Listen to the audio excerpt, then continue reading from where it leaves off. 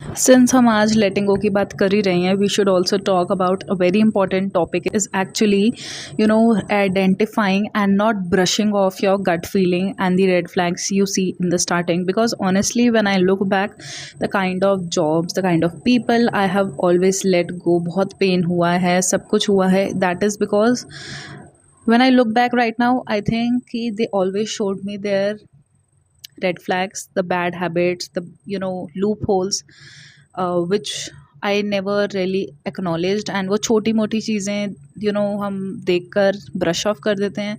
O like it's just me overthinking, or I am just being delusional, I am looking into it too much.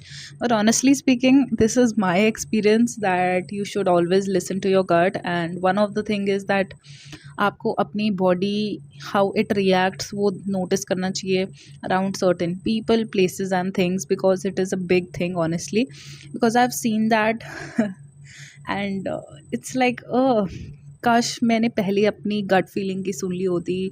I have such a strong intuition, but I always brushed it of because may be at that point those people, the fear of not letting go and the fear of being left alone was too much inside me that I could never really acknowledge those red flags. So this is your sign.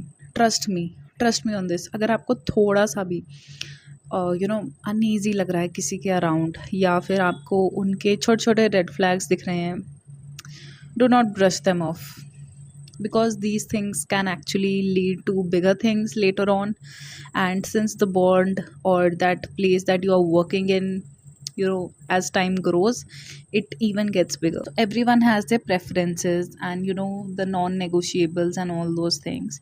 So I would always say, always be clear what you want, be it your workspace, be it your relationship with your friends, family.